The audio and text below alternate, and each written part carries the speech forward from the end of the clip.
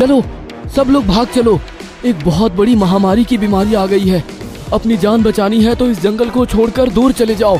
सोनू चल भाग चल यहाँ से। मंगरू काका की बात सुनकर सोनू उनके साथ साथ ऊपर उड़ने लगा। उसने आज तक ऐसी परिस्थिति का सामना नहीं किया था। जान बचाने के लिए वहाँ से हटने के था। वह उस जंगल से बहुत दूर एक पहाड़ के पास पहुँच चुके थे। पास में एक नदी बह रही थी। मंगरू बंदर ने चारों तरफ देखा और उस जगह को ज्यादा सुरक्षित मानकर वहीं अपने कदम रोक लिए। सोनू भी उड़ता हुआ नीचे उतर आया। काका, ये सही जगह लग रही है। हाँ, इसलिए मैं यहाँ रुक गया हूँ। पास में नदी का पानी भी है, फलों के पेड़ भी है।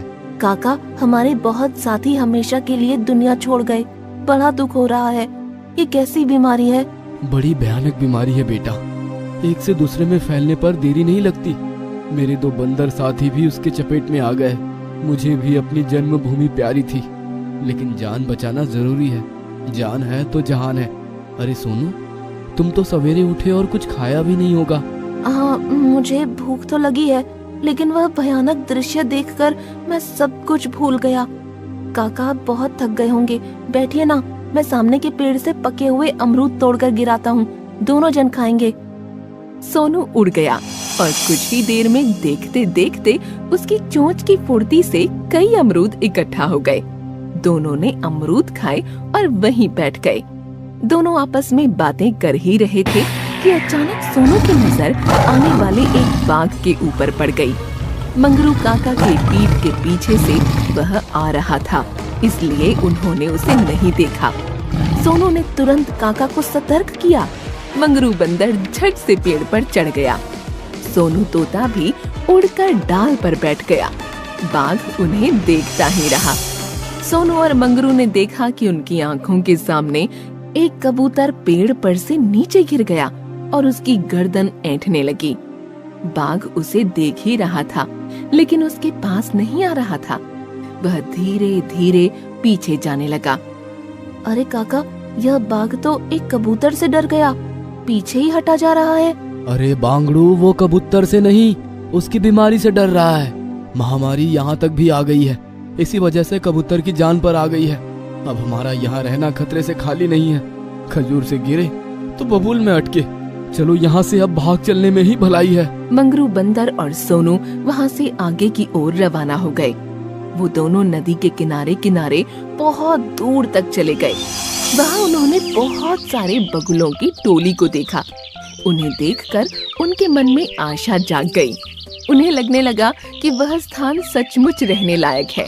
यदि खतरा होता तो बगुले भी वहाँ न रहते।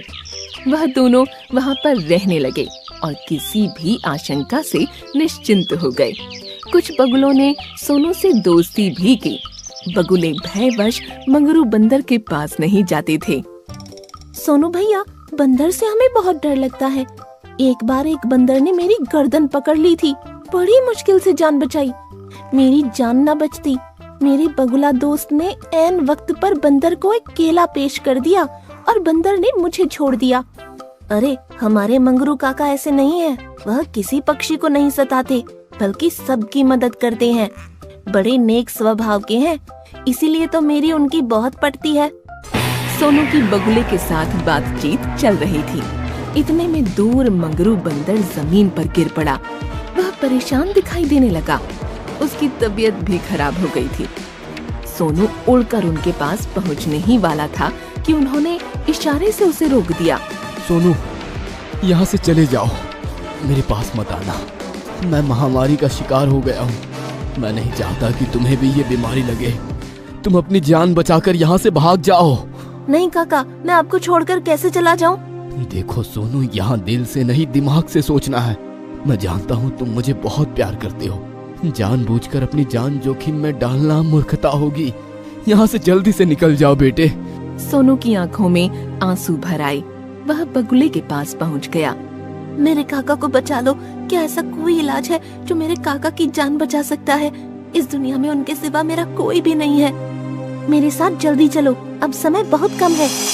बगुला सोनू को लेकर उड़ चला। उड़ते उड़ते वे दोनों एक पहाड़ के पास पहुंच गए। बगुला भाई, यहाँ भी तो महामारी फैली हुई है। हाँ मैं जानता हूँ, लेकिन दवा भी यही है, चलो मेरे साथ। पहाड़ पर एक जड़ी बूटी देखकर बगुला रुक गया। उसने उसे तोड़ना चाहा तो एक सर्प बीच में आ गया।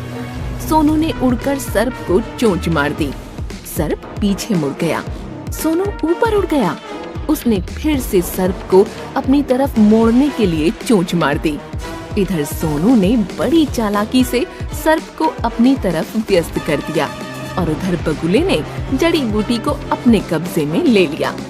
जैसे ही जड़ी बूटी बगुले और सोनू के हाथ में लगी, वे दोनों उड़कर अपने क्षेत्र में पहुंच गए। उन्होंने देखा मंगरू बंदर अचेत पड़ा था। काका, मैं दवाई लेकर आ गया हूँ, अब आपका अच्छे से इलाज हो जाएगा। आंखें खोलिए ना, दवा खिलाता हूँ। मंगरू बंदर के मुंह से कोई आवाज नहीं आ रही थी। देखो तोता भाई, तुमने आने में देर कर दी, अब इन्हें कोई नहीं बचा पाएगा। नहीं नहीं, ऐसा मत कहो, मेरे काका को कुछ नहीं होगा, अभी मैं दवा इनके मुंह में डाल रहा हूँ। सोनू ने दवा मंगरू बंदर के मुंह में डाल दी और पास में बैठ गया। तोता भाई, इस दवा का सेवन आप भी कर लो, कोई खतरा नहीं होना चाहिए। हम सभी रोज इसका सेवन करते हैं, इसीलिए मजे से घूमते रहते हैं। सोनू ने भी वह दवा खा ली और काका के चेहरे की तरफ आशा भरी नजरों से देखने लगा। मंगरू काका को होश नहीं आ रहा था और सोनू का दिल बैठा जा रहा था। उसकी आंखों से लगातार आंसू गिर रहे थे। हे भगवान, मेरे काका को बचा लो, आपका मुझ पर बहुत बड़ा उपकार होगा।